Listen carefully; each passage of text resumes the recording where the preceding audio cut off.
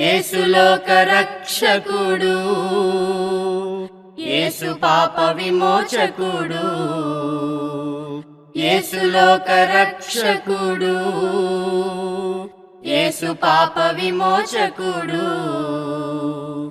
ఎంత ఘోర పాపినైనను ఎంచక మరి క్షమించును. ప్రభునందు ప్రియమైనటువంటి వాళ్ళారా, మీ అందరికీ యేసుక్రీస్తు వారి నామములో మా హృదయపూర్వకమైనటువంటి వందనాలు తెలియజేస్తున్నాను. ఆత్మీయ జీవితమైనటువంటి కార్యాల ద్వారా దేవుని గూర్చినటువంటి సంగతులు మీకు జ్ఞాపకం చేయడానికి దేవుడు నన్ను ప్రేమించి మాకు ఇస్తున్నటువంటి మంచి తరుణాన్ని బట్టి స్తోత్రాలు. అలాగే ఈ కార్యక్రమాలకి సహకరిస్తున్నటువంటి మా స్థానిక సంఘానికి ఆర్థిక చేతునిస్తున్నటువంటి బిడ్డలను బట్టి కూడా దేవుని స్తుతిస్తున్నాను, వారి పక్షాన విజ్ఞాపన చేస్తూ ఉన్నాను. ఈ ప్రత్యేకమైనటువంటి సమయంలో దేవుని వాక్యం నుంచి కొన్ని విషయాలు మనం ఆలోచించేద్దాం. ప్రభునందు ప్రియులారా, మరి అపోస్తుడైనటువంటి పౌలు రోమాలో ఉన్నటువంటి సంఘానికి వ్రాసినటువంటి ఒక మాటను మనం ఆధారం చేసుకుని కొన్ని సంగతులు గమనిద్దాం. రోమిలికి రాసిన పత్రిక 8వ అధ్యాయము 14వ వాక్య భాగములో, దేవుని ఆత్మచేత ఎందరూ నడిపించబడుదురో వారందరూ దేవుని కుమారులైందురు. దేవుని ఆత్మచేత నడిపించబడతారు. దేవుని ఆత్మచేత ఎందరైతే నడిపించబడుతున్నారో వారందరూ కూడా దేవుని కుమారులు. దేవుని కుమారులు అనే మాటలు ఇక్కడ మనం ఏమి నేర్చుకుంటున్నాం? దేవుని ఆత్మచేత నడిపించబడేవారు. దేవుని ఆత్మ అనగా పరిశుద్ధాత్మ. పరిశుద్ధాత్మ చేత నడిపించబడినటువంటి వారు దేవుని కుమారులు, కుమార్తెలై ఉన్నారు. మరి పరిశుద్ధాత్ముడు ఎట్లా నడిపిస్తాడో గ్రంథం చెప్పింది. పరిశుద్ధాత్ముడు అనేటువంటిది మనకు ఎలాగ అనుగ్రహించబడతాడో గ్రంథం చెప్పింది. ఈనాడు సమాజాన్ని మనం పరిశీలించినట్లయితే క్రైస్తవ్యము ఇతరుల చేత విమర్శింపబడేటువంటిది లేదా దూషింపబడేటువంటి పరిస్థితులు లోకంలో వస్తున్నాయంటే, దేవుని ఎరిగినటువంటి పిల్లలు పరిశుద్ధాత్ముడు ఏ విధంగా మనల్ని నడిపిస్తాడనేటువంటి విషయాన్ని ఎరిగినటువంటి వారుగా మనం ఉండాలి. పరిశుద్ధాత్మ ద్వారా జరిగేటువంటి కార్యక్రమాలు ఎలాగ ఉంటాయనేటువంటిది మనం ఎరిగినటువంటి వారు ఉండాలి. నేటి దినాల్లో పరిశుద్ధాత్మని యొక్క స్థితిని లోకమునకు అర్థము కాకుండా అనేక రకాలుగా బోధించేటువంటి వారు, అనేక రకములుగా ప్రవర్తించేటువంటి వారు అనేక మంది ఉండుట చేత దేవుని నామము దూషించబడుతుంది.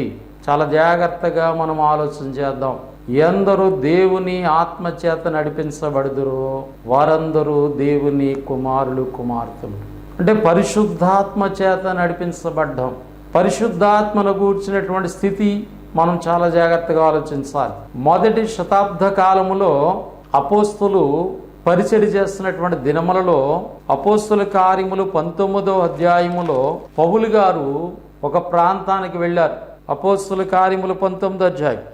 అపోల్లో కొరింథులో ఉన్నప్పుడు జరిగినది ఏమనగా, పౌలు పై ప్రదేశములో సంచరించి ఎఫెసునకు వచ్చి కొందరు శిష్యులను చూసి, మీరు విశ్వసించినప్పుడు పరిశుద్ధాత్మను పొందితరా అని వారిని అడుగుగా, పౌలు గారు ఎఫెసు ప్రాంతానికి వచ్చినప్పుడు ప్రభువుని నమ్మినటువంటి బిడ్డలు ఉన్నారంట.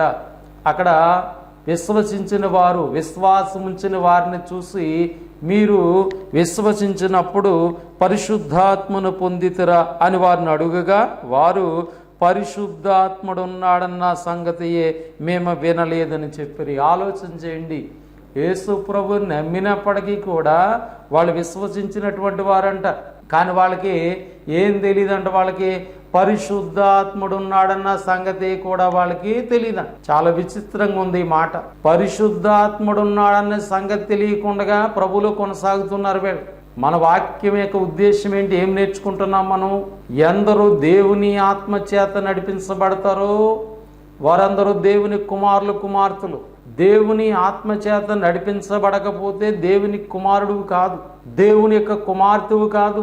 మరి దేవుని ఆత్మ చేత నడిపించబడాలంటే దేవుని ఆత్మను గురించి మనకు అర్థం అవ్వాలి. పౌలు గారు ఎఫెసు అనేటువంటి ప్రాంతానికి వెళ్ళినప్పుడు ఎఫెసు వచ్చి శిష్యులను చూసి, మీరు విశ్వసించినప్పుడు పరిశుద్ధాత్మను పొందితరా అని వారిని అడుగుగా, పరిశుద్ధాత్ముడు ఉన్నాడన్న సంగతి వాళ్ళకి తెలియలేదు. మరి ఏంటి మీరు ఎలా నమ్మారు దేవుణ్ణి? ఏ విధంగా కొనసాగుతున్నారంటే, ఇదిగో బాప్తిస్తం ఇచ్చేటువంటి యోహాను గారు వచ్చారు కదండి, దాన్ని బట్టి మేము బాప్తిస్తం పొందేస్తాం అంటే, బాప్తిస్తం ఇచ్చేటువంటి యోహాను గారు పాపక్షమాపణ నిమిత్తం బాప్తిస్తం ఇవ్వలేదు. ఆయన దేవుని దగ్గరికి రావడానికి, క్రీస్తు ప్రభు యొక్క మార్గము సరళం చేయడానికి, క్రీస్తు దగ్గరికి నడిపించడానికి మారు మనసు విషయమైన బాప్తిస్తం ఇచ్చాడు. గమనించాలి, ఈనాడు రకరకాల బాప్తిస్తాలు పొందుతూ ఉన్నారు. మానవులు కల్పించినటువంటి రకరకాల బాప్తిస్తాలు పొంది మేము దేవుని కుమారులు, దేవుని కుమార్తెలు అనుకుని మోసపోతూ ఉన్నాం. కానీ ఇక్కడ వీళ్ళు మొదటి శతాబ్ద కాలంలో అపోస్తులున్నటువంటి సమయంలో పరిశుద్ధాత్ముడు ఉన్నాడా సంగతి కూడా వాళ్ళకి తెలియలే. మీరు ఎలా పొందేశారంటే, ఇదిగో బాప్తిసం ఇచ్చేటువంటి యోహాను గారిని బట్టి. బాప్తిసం ఇచ్చేటువంటి యోహాను గారు ఇచ్చినటువంటి బాప్తిసములు ఏమిటి? మార్కు సువార్త 1వ అధ్యాయము 2 నుంచి చదువుదాం. ఇదిగో నా దూతను నీకు ముందుగా పంపుచున్నాను, అతడు నీ మార్గం సిద్ధపరచును, ప్రభు మార్గం సిద్ధపరచుడి, ఆయన త్రోవలను సరళం చేయడని అరణ్యములో కేకలు వేయుచున్న ఒకని శబ్దం అని ప్రవక్త యెషయా ద్వారా వ్రాయబడినట్టు బాప్తిసమిచ్చి యోహాను అరణ్యములో ఉండి పాప క్షమాపణ నిమిత్తము మారు మనసు విషయమైన బాప్తిసమిచ్చుచు వచ్చును. కాబట్టి పాప క్షమాపణ పొందాలంటే వాళ్ళకి మారు మనసు కావాలి. ఆ మారు మనసు నిమిత్తము వాళ్ళకి బాప్తిసం ఇచ్చి ప్రభు కొరకు వాళ్ళని సిద్ధపరచాడు. ఆయన ప్రభు యొక్క మార్గమును సిద్ధపరచడానికి వచ్చాడు. కాబట్టి ఇప్పుడు వీళ్ళు ఏం పొందారంట? బాప్తిసం ఇచ్చి యోహాను గారి యొక్క బాప్తిసం పొందేసి వాళ్ళు దేవుని పిల్లలుగా ఉన్నామనుకుంటూ ఉన్నారు. అసలు వాళ్ళకి కావాల్సింది, వాళ్ళకి తెలియవలసిన విషయం ఏంటంటే, పరిశుద్ధాత్ముడు ఉన్నాడు అన్న సంగతి తెలియలే. ఒక వ్యక్తి బాప్తిసం పొందితే పరిశుద్ధాత్మను పొందుతాడనే సత్యాన్ని గ్రంథం చెప్పింది. మీరు 3000 మంది ఏర్పడినటువంటి ప్రారంభ క్రీస్తు సంఘ యొక్క చరిత్రను మనం గమనిస్తే, పేతురు గారిని వాళ్ళు అడిగారు, మీరు జీవాధిపతిని చంపేశారు, సిలువే చంపేశారు, దేవుడు ఆయన యొక్క మరణ వేదం తొలగించి ఆయన తిరిగి లేపాడు, మేము సాక్షులం, ఇదిగో తెలియజేస్తున్నాం, మీరు తెలియజేశారని మాకు తెలుసు అని వాళ్ళు స్వార్థ చెప్పినప్పుడు వాళ్ళ హృదయాల్లో ఆ మాటలు పొడవబడి యేసు ప్రభుని కూర్చున్నటువంటి రక్షణ స్వార్థను విని విశ్వసించి వాళ్ళు ఏమన్నారంటే, అయ్యారా మేమేం చేయాలన్నప్పుడు పేతురు చెప్పాడు, మీరు మారు మనసు పొంది పాప క్షమాపణ నిమిత్తము ప్రతివాడు యేసుక్రీస్తు నామములో బాప్తిసం పొందుడి, అప్పుడు పరిశుద్ధాత్మ అనేటువంటి వరమును మీరు పొందుతారు. అంటే పరిశుద్ధాత్ముడు అనేటువంటిది బాప్తిసం పొందడం ద్వారా, పాప క్షమాపణ నిమిత్తము క్రీస్తులో బాప్తిసం పొందడం ద్వారా పరిశుద్ధాత్మ అనేటువంటి వరమును మనం పొందుతున్నాం. ఈ పరిశుద్ధాత్మ పొందినటువంటి పరిశుద్ధాత్మ చేత నడిపించబడినప్పుడే మనము దేవుని యొక్క కుమారులు కుమార్తెలు అవుతున్నాం. కాబట్టి ఇక్కడ ఎఫెసీ ఆ ప్రాంతంలో ఉన్నటువంటి పరిస్థితి ఏంటంటే, వాళ్ళకి బాప్తిసం ఇచ్చేటువంటి యోహాను గారి యొక్క బాప్తిసం పొందినటువంటి వాడు కానీ వాళ్ళకి పరిశుద్ధాత్ముడు ఉన్నాడన్న సంగతి తెలీదు. కనుక పరిశుద్ధాత్మను గూర్చినటువంటి సంగతి చాలా జాగ్రత్తగా ఆలోచించాలి. ఈనాడు పరిశుద్ధాత్ముడు అంటే కేకలు వేస్తాడని, పరిశుద్ధాత్ముడు అంటే డ్యాన్సులు వేస్తాడని రకరకాలుగా అపవాది అనేక మంది చేత కార్యాలు చేస్తుంది. కాబట్టి ఇవన్నీ చూసి పరిశుద్ధాత్ముడు, అసలు బాప్తిసం పొందని వాడి మీదకి పరిశుద్ధాత్ముడు ఎలా వస్తాడు? పరిశుద్ధాత్మ అనేటువంటిది ఒక క్రమమైన పద్ధతిలో బాప్తిసం పొందడం ద్వారా రాబడుతుంది. కానీ ఈనాడు రకరకాల సంఘాలు రకరకాల విధానాలు ఏర్పాటు చేస్తారు. ఆ వచ్చినటువంటి వారు కేకలేసేయటం, దొల్లేయటం, గోల పెట్టేయటం, ఆత్మ వచ్చేసిందని చెప్పడం చాలా భయంకరమైన పరిస్థితుల లోకంలో మనం చూస్తున్నాం. గమనించండి, అసలు నువ్వు దేవుని కుమారుడివా కుమార్తెవా? నువ్వు దేవుని ఆత్మ చేత నడిపించబడుతున్నావా? మొదటి శతాబ్ద కాలంలోనే పరిశుద్ధాత్ముడు ఉన్నాడు అన్న సంగతి తెలియనటువంటి వాళ్ళు కూడా ఉన్నారు. పరిశుద్ధాత్ముడు ఎవరికి తెలుస్తాడు? రక్షణ పొందిన వాళ్ళకి తెలుస్తాడు. రక్షణ పొందనోళ్ళకి, పాప స్థితిలో ఉన్న వాళ్ళకి పరిశుద్ధాత్మను గూర్చినటువంటి సంగతులు అర్థం కాదు. పరిశుద్ధాత్మను గనక మనం చాలా జాగ్రత్తగా అర్థం చేసుకోకపోతే, ఆ పరిశుద్ధాత్మ చేత మనం నడిపించబడకపోతే చాలా ప్రమాదం. పరిశుద్ధాత్మకు వ్యతిరేకంగా జీవించినట్లయితే చాలా ప్రమాదం. ఇక్కడ పరిశుద్ధాత్మను గూర్చినటువంటి సత్యాన్ని మనం చాలా జాగ్రత్తగా ఆలోచించాలి. లోకము చాలా భయంకరంగా యేసు ప్రభు పేరు చెప్పి రకరకాల మోసకరమైనటువంటి కార్యక్రమాలు జరుగుతూ ఉన్నాయి. కనుక చాలా జాగ్రత్తగా ఆలోచించండి. అసలు పరిశుద్ధాత్మను ఎవరు చూస్తారు, ఎవరు చూడరనే విషయాన్ని యేసు ప్రభు వారు భూమి మీద ఉన్న దినాల్లో ఆయన శిష్యులకు నేర్పించి వెళ్ళాడు. ఆయన యోహాను సువార్త 14వ అధ్యాయము 17వ వాక్య భాగం 16 కూడా చదువుతున్నాను. యేసు ప్రభువారు పరలోకం వెళ్ళిపోయేటువంటి సందర్భాన్ని వాళ్ళకి చెప్తూ, నేను వెళ్ళిపోతాను, మీరు ఒంటరిగా ఉంటారని బాధపడొద్దని చెప్తూ 14:16 నేను తండ్రిని వేడుకుందును, మీ వద్ద ఎల్లప్పుడూ ఉండుటకై ఆయన వేరొక ఆదరణకర్తను అనగా సత్యస్వరూపి యొక్క ఆత్మను మీకు అనుగ్రహించును. లోకము ఆయనను ఎరుగదు గనుక ఆయనను పొందనేరదు, మీరు ఆయనను ఎరుగుదురు. ఆయన మీతో కూడా నివసించును, మీలో ఉండు. ఎవరిలో ఉంటారో ఎవరిలో నివసిస్తాడైనా? బాప్తిసం పొందినటువంటి వారికి పరిశుద్ధాత్మ అనేటువంటి వరము అనుగ్రహించబడు. లోకం ఆయన చూడదంటే లోకస్తులు వచ్చి రకరకాల కేకలేసేస్తున్నారు పరిశుద్ధాత్మని. పరిశుద్ధాత్ముడు రక్షణ పొందిన వారికి సంబంధించిన కార్యక్రమం. బాప్తిసం పొంది సంఘములో చేర్చబడిన వారికి, బాప్తిసం పొందినటువంటి వారికి పరిశుద్ధాత్మ వరము అనేటువంటి బహుమానంగా ఇవ్వబడింది. ఈ పరిశుద్ధాత్మ చేత నడిపించబడిన వారు దేవుని కుమారులు కుమార్తె.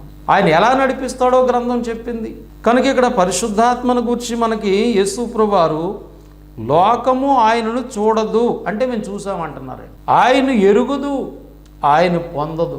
బాప్తిసం పొందితేనే నువ్వు ఆయన పొందుతావు. నీ పాపాలు క్రీస్తులో ఒప్పుకొని క్షమాపణ కొరకు బాప్తిసం పొందితే ఆయన్ని పొందుకోగలుగుతాం తప్ప మరి పరిశుద్ధాత్మను చూసే అవకాశం కానీ. అక్కడ పరిశుద్ధాత్మను గురించి చాలా జాగ్రత్తగా ఆలోచించాలి.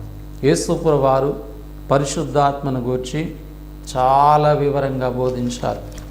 మత్తయి రాసినటువంటి సువార్త 12వ అధ్యాయము మనం గమనిద్దాం. 31-32 చదువుకుందాం.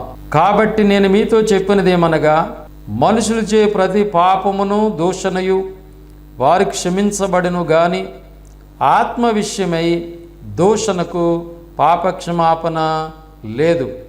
మనుష్య కుమారునికి విరోధముగా మాటలాడి వానికి పాపక్షమాపణ కలదు గాని పరిశుద్ధాత్మకు విరోధముగా మాటలాడి వానికి యుగమందైనను రాబో యుగమందైనను పాపక్షమాపణ లేదు. క్షమాపణ లేదు యుగమందు రాబోయు. యేసు ప్రభువారు 2022 సంవత్సరాల పూర్వము మానవుడిగా యూదుల మధ్యకు వచ్చాడు. అంటే ధర్మశాస్త్ర యుగంలో ఉన్నాడు ఆయన. పాత నిబంధన చరిత్రలో మనం చూస్తాం. అప్పుడు అంటున్నాడు ఆయన యుగమందు అంటే ధర్మశాస్త్ర యుగంలో కానీ రాబో యుగం ఏంటి క్రైస్తవ యుగంలో కానీ వాళ్ళకి ఏముండదు, క్షమాపణ ఉండదు. ఎవరికి? ఒకవేళ యేసు ప్రభుకి వ్యతిరేకంగా మాట్లాడినా, యేసు ప్రభుని దూషించినా, దేవా నేను పాపిని నేను తెలియ చేశానని ఒప్పుకుంటే క్షమించబడతారు. అంటే అన్యులు యేసు ప్రభుని తెలిసి తెలియక దూషించినా మాట్లాడినా ఒక దినాన వాళ్ళ ప్రభువుని తెలుసుకుంటే వారు క్షమించబడతారు. మరి పరిశుద్ధాత్మకు వ్యతిరేకంగా మాట్లాడే వాళ్ళు ఎవరు? మాకు దేవుడు తెలుసు అని చెప్పుకునేవాళ్ళు, మేము దేవుడిని నమ్ముకున్నామని చెప్పుకునేవాళ్ళు. పరిశుద్ధాత్మకు వ్యతిరేకంగా మాట్లాడడం ఏంటి? దేవుని వాక్యమునకు వ్యతిరేకంగా మాట్లాడడం. ఇప్పుడు దేవుని వాక్యం ఏం చెప్పింది? లోకం ఆయన్ని చూడదు, ఆయన పొందుకోదు. పరిశుద్ధాత్మ గురించి లోకానికి తెలీదు. ఎవరికి తెలుసు? రక్షణ పొందిన వాళ్ళకి తెలుసు. అపోస్తులు అన్నాడు మీరు ఆయన చూస్తారు, ఆయన మీలో ఉంటాడు, మిమ్మల్ని నడిపిస్తాడని చెప్పాడు. కనుక యేసు ప్రభు బోధించిన బోధన అర్థం చేసుకోండి. మీరు దేవుని ఆత్మ చేత నడిపించబడుతున్నారా, లేకపోతే దురాత్మ చేత అపవాది చేత నడిపించబడుతున్నారా? దేవుని ఆత్మ చేత నడిపించబడితే సంఘాల్లో అల్లరి జరగదు, సంఘాల్లో కేకలు ఉండవు, సంఘాల్లో దొల్లేయటాలు ఉండవు. పరిశుద్ధాత్ముడు అలా చేయడు. పరిశుద్ధాత్ముడు సమాధానములకు కర్త అని చెప్పాడు. నిన్ను ఒక క్రమమైన పద్ధతిలో దేవుని యొక్క కుమారులుగా కుమార్తెలుగా నడిపిస్తాడు. కనుక ఆలోచన చేద్దాం ప్రభునందు ప్రియులారా. పరిశుద్ధాత్మను గనక మనం కలిగి ఉన్నట్లయితే పరిశుద్ధాత్ముడు చేసేటువంటి పని ఏంటంటే పరిశుద్ధాత్ముడు నీలో ఉండి నిన్ను హెచ్చరిస్తూ ఉంటాడు. పాప స్థితిలోకి వెళ్ళకుండా, పాప జీవితాలు లేకుండా. యోహాను సువార్త 16వ అధ్యాయము 17 భాగం. అయితే నేను మీతో సత్యము చెప్పుచున్నాను, నేను వెళ్ళిపోవటం వలన మీకు ప్రయోజనకరము. నేను వెళ్ళని ఎడల ఆదరణకర్త మీ యొద్దకు రాడు, నేను వెళ్ళి ఎడల ఆయనను మీ యొద్దకు పంపుదును. ఆయన వచ్చి పాపమును గూర్చియు నీతిని గూర్చియు తీర్పును గూర్చియు లోకమును ఒప్పుకున్న జేలు. పరిశుద్ధాత్మ నీలో ఉండి ఏం చేస్తాడంటే పాప జీవితంలోకి వెళ్లకుండా నీతియుక్తంగా జీవించడానికి, రాబోయే ఉగ్రతను నువ్వు తప్పించబడ్డానికి దేవుడు ఏం కోరుతున్నాడో ఆ విధంగా నిన్ను నడిపించేవాడు పరిశుద్ధాత్ముడు. అంతేకాదు 16వ అధ్యాయం 13వ భాగం, అయితే ఆయన అనగా సత్యస్వరూపైన ఆత్మ వచ్చినప్పుడు మిమ్మును సర్వసత్యములోనికి నడిపించును. పరిశుద్ధాత్ముడు ఏం చేస్తాడంటే ఆయన సర్వసత్యములోనికి, అంటే అన్ని విషయాల్లో దేవుని వాక్య సంబంధమైన జీవితము కలిగినటువంటి వారుగా మనల్ని నడిపిస్తాడు. ఇంకా ఆయన ఏం చేస్తాడు, ఆయన తనంతట తానేమియో బోధింపక, అంటే పరిశుద్ధాత్ముడు తనంతట తానేమి కూడా బోధింపడు. మరి ఇంకేం చేస్తాడైనా, వేటిని వినునో వాటిని బోధించి సంభవింపబోవు సంగతులు తెలియజేయను. యేసుప్రభువారు అంటున్నారు ఈ మాటలో, ఆయన నా వాటిలోని తీసుకుని మీకు తెలియజేయను కనుక నన్ను మహింపరచు. యేసుప్రభువారు ఈ భూమి మీదకి వచ్చి అపోస్తలులకు అనేకమైన సంగతులు బోధించాడు. ఆయన ఏ సంగతులు బోధించానో వాటిని బాప్తిసం పొందుతున్న వాళ్ళకి మీరు బోధించండి అని చెప్పాడు ఆయన. అయితే వాళ్ళు మర్చిపోతారు, జ్ఞాపకం ఉండదు. అందుకని దేవుడు మరలా పరిశుద్ధాత్మని పంపించి పరిశుద్ధాత్మ ద్వారా యేసుప్రభు ఏ సంగతులు అయితే మనకు బోధించాడు ఈ లోకానికి, ఆ సంగతులను ఆయన ద్వారా జ్ఞాపకం చేస్తారు. కాబట్టి మొదటి శతాబ్ద కాలంలో ఈ పరిశుద్ధ గ్రంథం మనకు అందించబడింది. ఈ గ్రంథము అందించబడిందంటే ఈ వాక్యము పరిశుద్ధాత్మ ద్వారా మనకు వచ్చింది. ఇప్పుడు పరిశుద్ధాత్ముడు మనల్ని నడిపిస్తున్నాడంటే ఎలా నడిపిస్తాడైనా వాక్య సంబంధంగా నడిపిస్తాడు. ఈ వాక్యం అనేటువంటిది ఎవరి ద్వారా వచ్చింది, పరిశుద్ధాత్మ ద్వారా దేవుడు అనుగ్రహించాడు.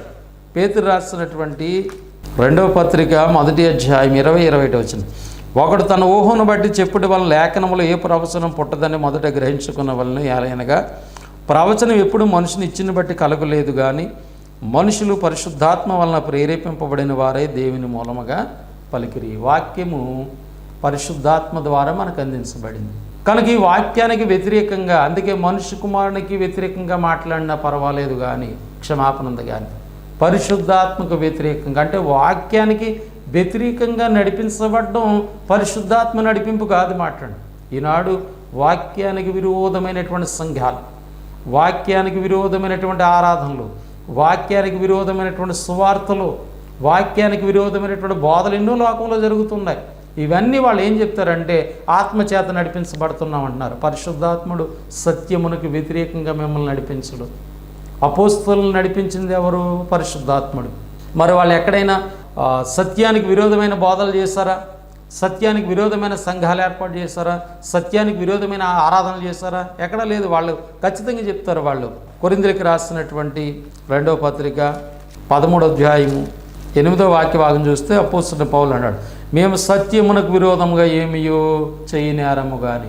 కడుబెళ్ళు ఆత్మచేత నడిపించబడ్డారు కాబట్టి వీళ్ళు ఏం చేశారు చూడండి, సత్యమునకు విరోధముగా మేమేమీ చెయ్యము కానీ సమస్తము సత్యము నిమిత్తమే చేస్తాం. అంటే పరిశుద్ధాత్ముడు చేసే పని ఏంటండి, సత్యము నుండి సర్వసత్యములకు నడిపిస్తాడు. అపోస్తలులు నడిపించారు. ఇక్కడ పౌలు సత్యానికి విరోధంగా వాళ్ళు ఏమీ కూడా చేయలేదు. అంతేకాదు వాళ్ళ బోధల యొక్క విధానాన్ని కూడా మనం గమనించినట్లయితే తిమోతికి చెప్తున్నాడు పౌలు గారు. తిమోతికి రాసిన మొదటి పత్రిక 1వ అధ్యాయము 3వ వాక్య భాగం, నేను మాసిదోనియాకు వెళ్ళుచుండగా సత్యమునకు భిన్నమైన బోధ చేయవద్దనియు. సత్యమునకు ఏం చేయకూడదు? భిన్నమైన బోధ అంటే వాక్యానికి వ్యతిరేకమైన బోధ చేయకూడదు పరిశుద్ధాత్మ చేత నడిపించబడితే. మరి ఈనాడు వాక్యానికి వ్యతిరేకమైన బోధలు ఉన్నాయి కదా. అంటే వీళ్ళందరూ ఎవరి చేత నడిపించబడుతున్నారు? పరిశుద్ధాత్మ చేత కాదు. కాబట్టి ఈ మధ్యకాలంలో మీరు గమనించండి, సువార్త మీటింగ్స్ అంటారు, సభలు అంటుంటారు. వాళ్ళు వేసేటువంటి ఫ్లెక్సీల మీద లేదా పోస్టుల మీద ఏం రాస్తున్నారంటే బోధించువాడు పరిశుద్ధాత్ముడు అని రాస్తారు. ఎవరు బోధిస్తున్నారంట?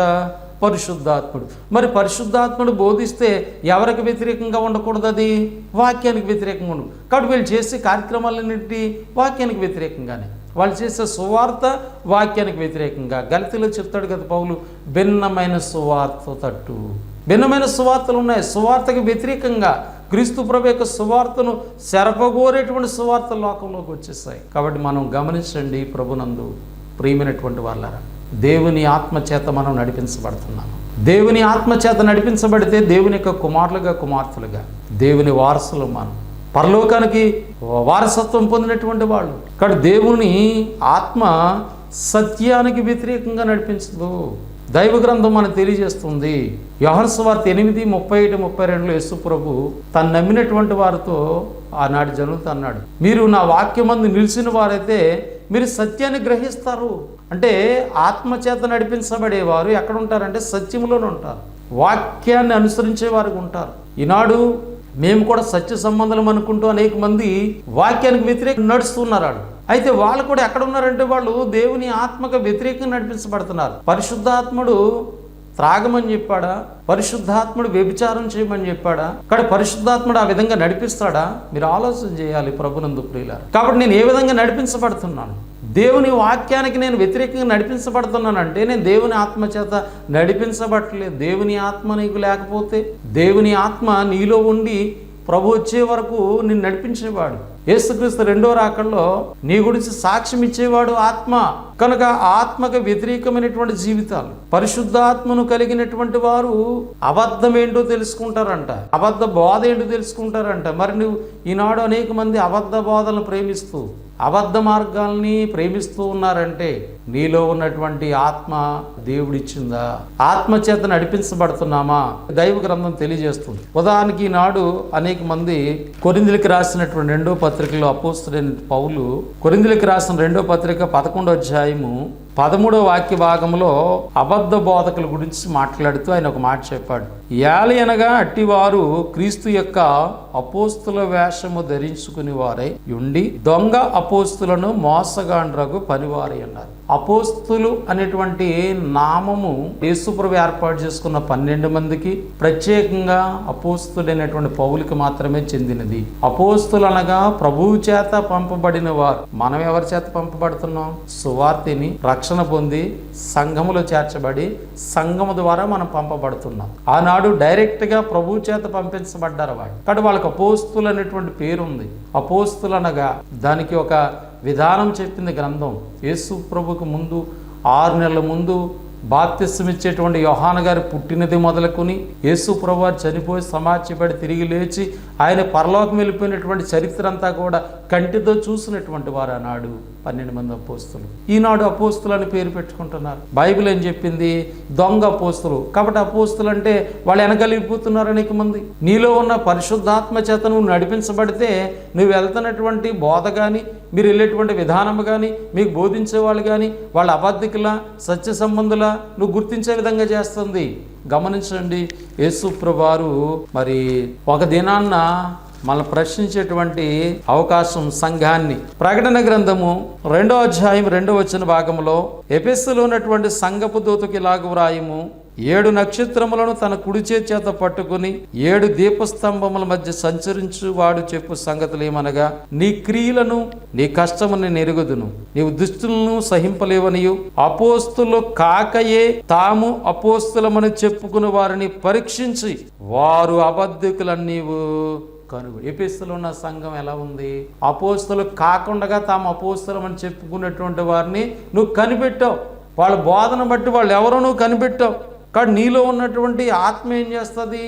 వాడెవరో అబద్ధ బోధకుడా, సత్య సంబంధ. కాబట్టి మనం ప్రతి బోధకి ఆ గుడ్డివాళ్ళకి వెనకాల వెళ్ళిపోతున్నాం. గుడ్డివాడికి త్రోవ చూపిస్తే పడతారని వాక్యం చెప్పబడుతుంది. కానీ ప్రభునందు ప్రియులారా గమనించండి, పరిశుద్ధాత్ముడు వాక్యానికి వ్యతిరేకంగా నడిపించడు, దేవునికి వ్యతిరేకమైన కార్యాలు చేయించడు. పరిశుద్ధాత్ముడు కేవలం రక్షణ పొందిన వారికి సంబంధించింది. రక్షణకి బయట ఉన్నటువంటి వారు, సంఘానికి బయట ఉన్నటువంటి వారికి పరిశుద్ధాత్ముడు తెలియదు. వాళ్ళు చూడలేరు, వాళ్ళు పొందుకోలేరు.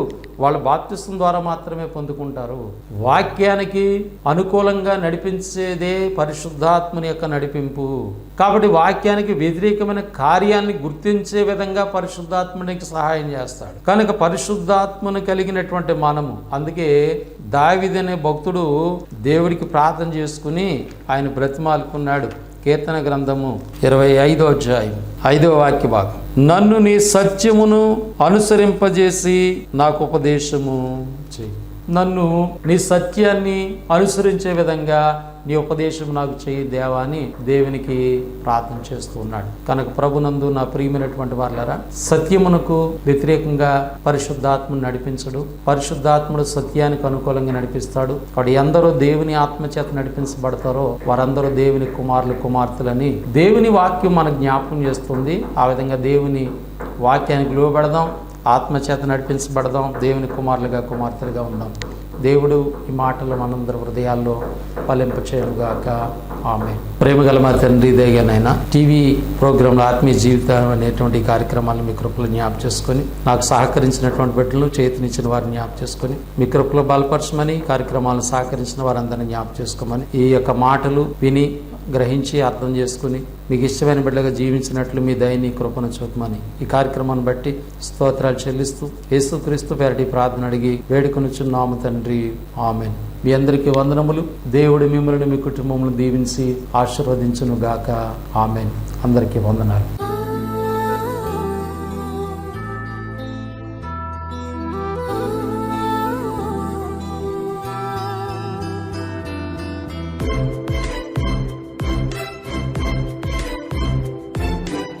అపోస్తలుల కార్యములు 17వ అధ్యాయము 30వ వచనంలో, ఆ అజ్ఞాన కాలమును దేవుడు చూచి చూడనట్టుగా ఊరకుండెను. ఇప్పుడైతే అంతటను అందరూ మారు మనసు పొందవలనని మనుషులను ఆజ్ఞాపించుచున్నాడు. ఎవరు నశించిపోవడం ఆయనకి ఇష్టం లేదు. అందుకనే ఆయన దీర్ఘశాంతం వహిస్తూ మారు మనసు పొందాలని ఎదురు చూస్తూ ఉన్నాడు. అంతటా అందరూ మారు మనసు పొందాలని ఆజ్ఞాపించుచున్నాడు పరలోకపు తండ్రి. అంతటా అందరూ మారు మనసు పొందాలని ఆజ్ఞాపించుచున్నాడు పరలోకపు తండ్రి. ఎవరు నశించిపోకూడదని ఎంచి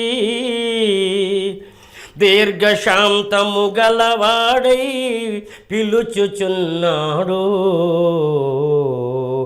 ఎవరు నశించిపోకూడదని ఎంచి దీర్ఘశాంతము గలవాడై పిలుచుచున్నాడు. అంతటా అందరూ మారు మనసు పొందాలని ఆజ్ఞాపించుచున్నాడు పరలోకపు తండ్రి. అంతటా అందరూ మారు మనసు పొందాలని ఆజ్ఞాపించుచున్నాడు పరలోకపు తండ్రి.